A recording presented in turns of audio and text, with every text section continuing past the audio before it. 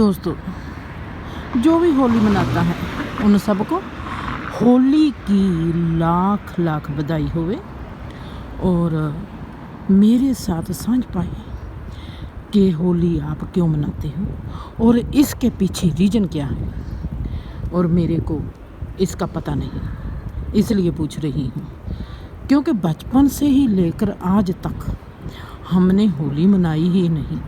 मैं छोटी थी जब क्या करती थी, जब भी होली का दिन आता था कि मेरे को कोई कलर ना लगा दे। मेरे को पसंद नहीं था कलर जैसे वो लगाते थे, कि मेरे को कोई कलर ना लगा दे, इसलिए मैं मंजे के नीचे लुक जाती थी, छुप जाती थी। और मेरे को अच्छा नहीं लगता था कि मेरे को कोई कलर लगाए। और उनका जो कलर लगाने का तरीका होता था, शायद मैं उससे डरती थी, पता नहीं क्यों मेरे को पसंद ही नहीं था। मैं उनको देखती थी कि वो कैसे खेलते हैं, मेरे को वो भी पसंद नहीं आता था। मैं कहती थी वो खेलते हैं, खेली जाए, पर मैंने नहीं खेलना, मेरे को पसंद नहीं। बस होली का क्या मतलब है, होली क्यों मनाई जाती है, मेरे को इसके बारे में कुछ भी नहीं पता। अगर आप में से किसी को पता है तो मेरे से ज़रूर बात करनी। और जैसे मैं भी तो आप लोगों से बात करती ही हूँ ना, आप लोग मेरे से भी बात करें। ऐसी भी क्या नाराज़गी है, नाराज़ होना है तो ज़रूरी नहीं मेरे से ही होना है भाई, हमने आपका क्या बिगाड़ा है। जैसे हमारी इंडियन परंपरा है, वहाँ पर कोई भी रीति रिवाज होता है, कुछ भी होता है, हम उस रीति रिवाज के पीछे या उस परंपरा के पीछे, मेरे को इतना पता है कि कोई ना कोई आध्यात्मिक राज छुपा होता है। हम उस राज तक पहुंचते हैं या नहीं पहुंचते, ये हमको नहीं पता, पर मेरे को इतना पता है कि कोई भी चीज़ हमारे वहाँ शुरू हुई है, उसके पीछे ज़रूर कोई ना कोई परमार्थी चीज़ है। चाहे ज़िंदगी के हर चीज़ के पीछे परमात्मा ही है, कुछ भी पैदा हुआ है उस पैदा होने के पीछे परमात्मा ही है। पर फिर भी जब कोई परंपरा चलती है, उस परंपरा के पीछे कोई अनुभव होता है। मेरा मतलब कहने का ये है कि उसके पीछे किसी न किसी का अनुभव होता है। लोग दिवाली मनाते हैं, लोग दिवाली नहीं होली मनाते हैं, होली मनाते हैं। और मेरे को जब तक रीज़न ना पता चल जाए, हमको वो काम ही करना पसंद नहीं। मैं क्या करूं? मैं सोचती थी मैं बड़ी ही सहज और सरल स्वभाव की हूँ। हौली हौली मेरे को पता चल गया कि वाह वाह, मेरे जैसा नखरेबाज दुनिया में और कोई भी नहीं। इतने किंतु परंतु करती हूँ हर चीज़ के लिए, पूछो मत। ओके, अगर मैंने होली मनानी है तो क्यों मनानी है, इसके मनाने से मेरे को क्या मिलेगा, इसके पीछे रीज़न क्या है कि हमको मनाना ज़रूरी है। मैंने सवालों की जो कहते हैं ना झड़ी, वो लगा देनी है। इंसान कहता है कि इससे मगज खपाई करने से तो बेहतर है इसको छोड़ दो, इसको इसके हाल पर ही छोड़ दो, और मेरा बचाव हो जाता था। और मेरे को कोई ये भी नहीं बताता था कि उसका रीज़न क्या है। वाह, देखो ट्री कैसे अंकुर हुई है, वाह।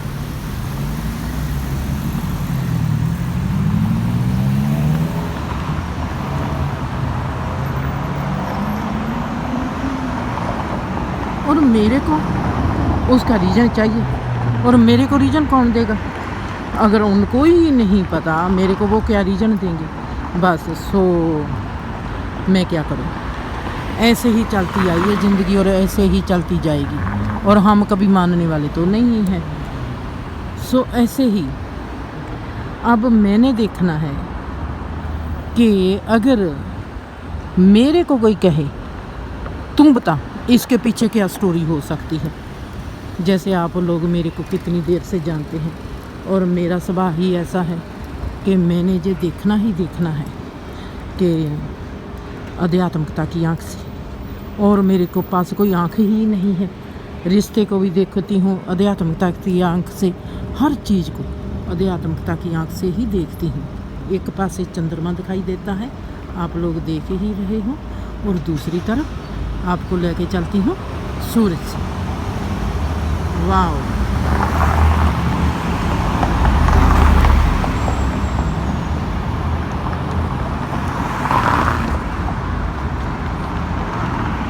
यहाँ पर सूरज, वाह बहुत अच्छे।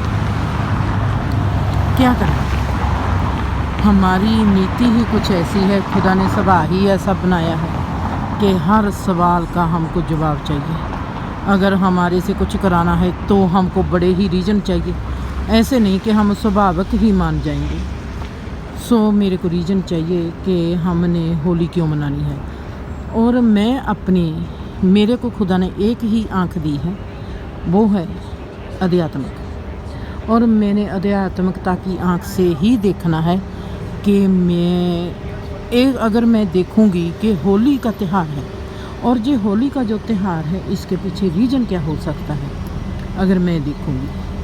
अब आप सुनना चाहेंगे ज़रूर। मैं सोचूंगी कि कोई ऋषि था, कोई पीर फकीर था जिसको आत्मबोध हो गया,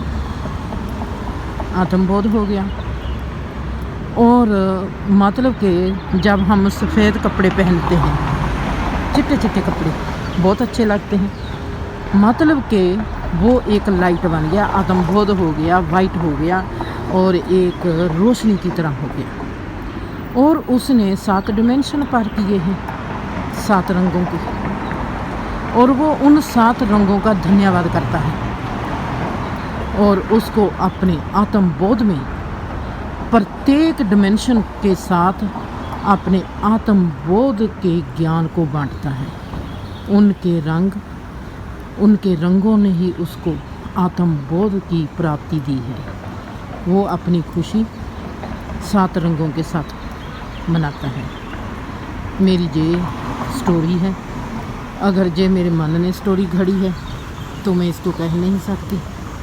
अगर ये वाकया ही मेरे को आई है तो फिर तो बहुत अच्छी बात है।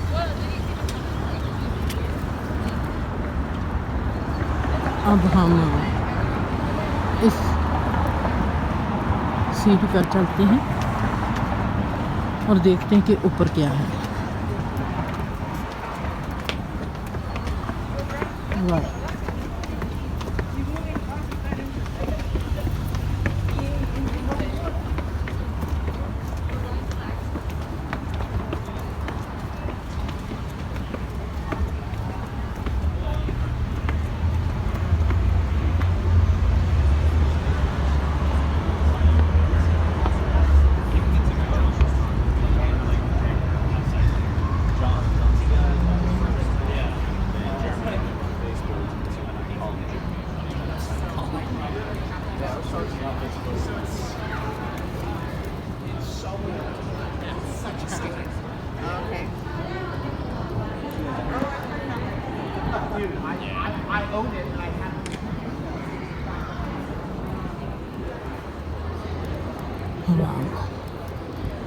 लोग डिनर पर आए हुए हैं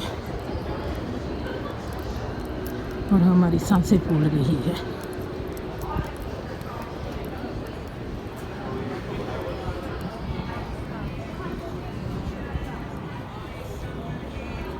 वाह, बहुत अच्छा।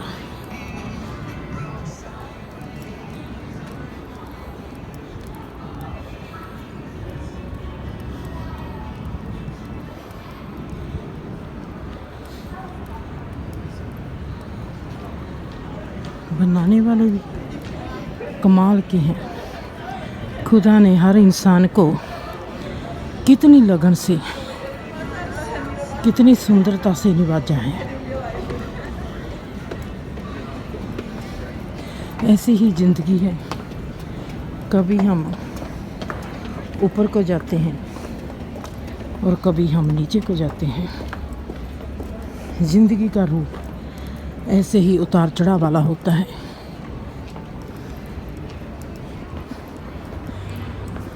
आप देखते हैं कितनी सुंदर जगह है।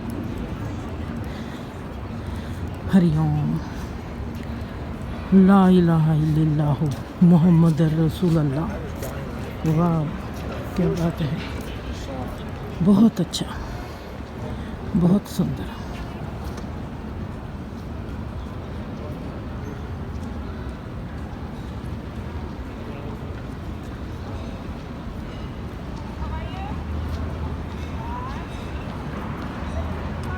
वाह,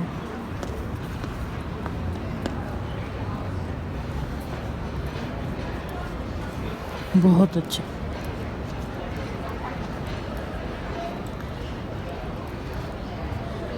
ज़िंदगी, मैंने आपको स्टोरी सुनाई है कि मैं ऐसा सोचूंगी, क्योंकि मेरा दिमाग ऐसा ही सोचता है।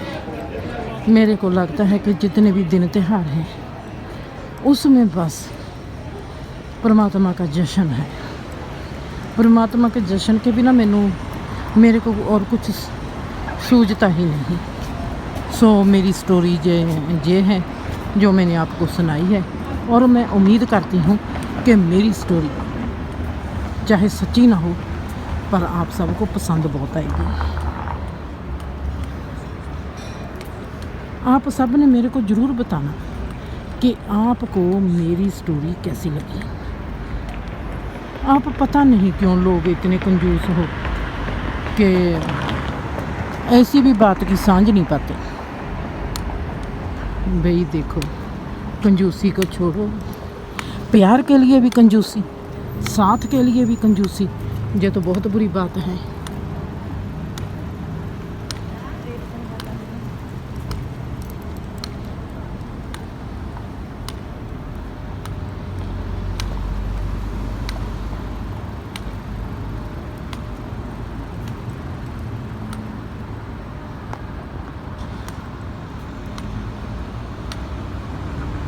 वाह, चलो आज चंद्रमा पर बंद करते हैं। मेरे को लगता है कि आज फुल मून होगा, लगता है। देखते हैं घर जाकर। खुश रहो, आबाद रहो, हंसते रहो कि वास्ते रहो।